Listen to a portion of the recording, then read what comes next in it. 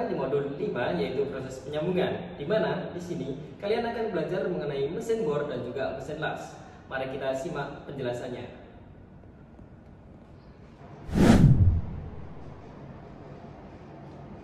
Baik, yang pertama kita akan membahas mengenai mesin bor, di mana mesin bor merupakan jenis mesin yang gerakannya memutarkan alat pemotong yang arah pemakaran mata bor hanya pada sumbu mesin tersebut, di mana pada umumnya mesin bor sendiri digunakan untuk membuat lubang pada suatu benda kerja.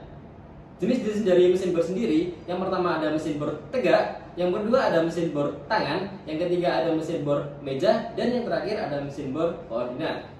Dan untuk jenis-jenis mata bornya sendiri, yang pertama ada mata bor spiral, kemudian ada mata bor memotong lurus, kemudian ada mata bor untuk lubang dalam, selanjutnya ada mata bor scoop, dan kemudian ada mata bor stylet, dan yang terakhir ada mata bor buat center.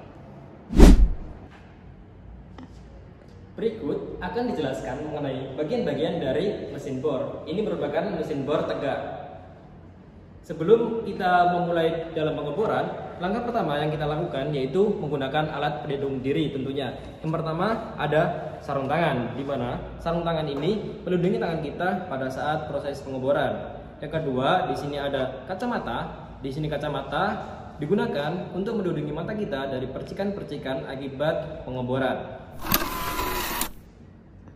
Bagian mesin bor yang pertama di sini ada dudukan atau base. Base di sini merupakan penopang dari semua komponen dari mesin bor. Yang kedua, di sini ada tiang atau kolom, bagian dari mesin bor yang digunakan untuk menyangga bagian-bagian yang digunakan untuk proses pengeboran. Yang ketiga, di sini ada table atau meja yang merupakan bagian yang digunakan untuk meletakkan benda kerja yang akan dibor. Kemudian yang selanjutnya di sini ada spindle. Spindle sendiri bagian yang menggerakkan kak atau pencekam yang memegang atau mencekam mata bor sendiri. Kemudian di sini ada mata bor atau bisa disebut dengan drill kak. Di sini mata bor digunakan untuk melubangi suatu benda kerja. Kemudian di sini ada drill feed handle. Drill feed handle di sini untuk menurunkan atau menekankan spindle dan juga mata bor ke benda kerja yang akan dimakankan.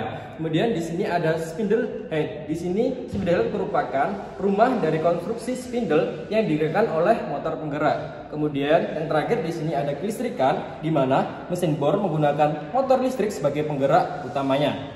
Sekian penjelasan mengenai bagian-bagian dari mesin bor. Terima kasih. Selanjutnya kita akan membahas mengenai mesin las, di mana mesin las merupakan suatu alat yang digunakan dalam penyambungan suatu logam dengan cara burus nyala logam terlindungi. Mesin las umumnya dibagi menjadi dua, yaitu mesin las karbit dan juga mesin las listrik. Untuk prinsip kerja dari mesin las sendiri, yaitu dengan cara membakar atau memanaskan sebuah kawat dengan energi panas yang dihasilkan dari gas asetelik yang dibakar, atau biasa disebut dengan mesin las karbit, dan menggunakan aliran listrik atau biasa disebut dengan mesin las listrik. Klasifikasi dari mesin las sendiri dibagi menjadi tiga, ada pengelasan cair, ada pengelasan tekan, dan juga ada pemantrian. Kemudian macam-macam dari mesin las listrik sendiri, ada mesin las arus beras balik atau mesin las AC, kemudian ada mesin las arus searah atau mesin las DC, dan ada mesin las ganda atau mesin las AC DC. Baik, berikut akan dijelaskan mengenai bagian-bagian dari mesin las.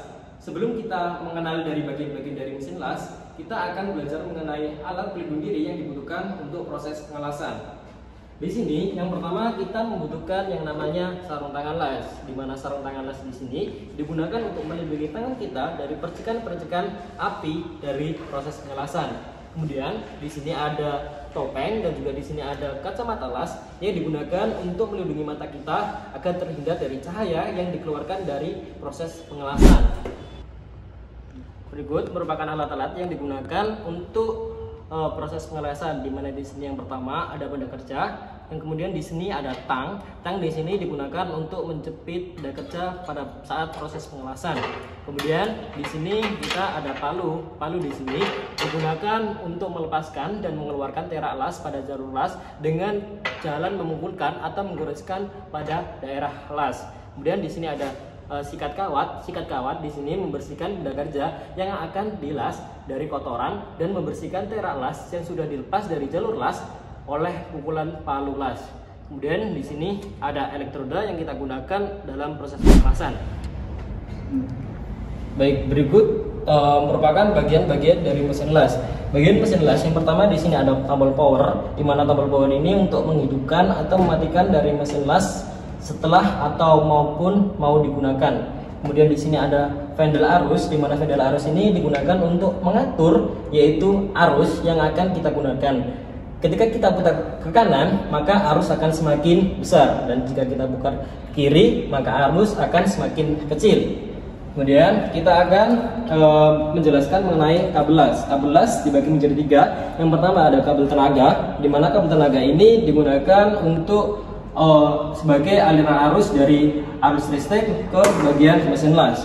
Kemudian yang kedua di sini ada kabel elektroda, di mana kabel elektroda di sini untuk menghubungkan dari pesawat las dengan elektroda sendiri. Kemudian di sini ada kabel dari klem massa. Di sini kabel dari klem massa untuk menghubungkan pesawat las dengan benda kerja sendiri. Kemudian di sini juga ada klem massa sendiri. Klem massa ini berarus negatif yang digunakan untuk menghubungkan kabel massa ke benda kerja sendiri. Kemudian di sini ada penjepit elektroda. Penjepit elektroda di sini digunakan untuk menjepit suatu elektroda dengan pemegang elektroda, dan di sini memiliki arus positif.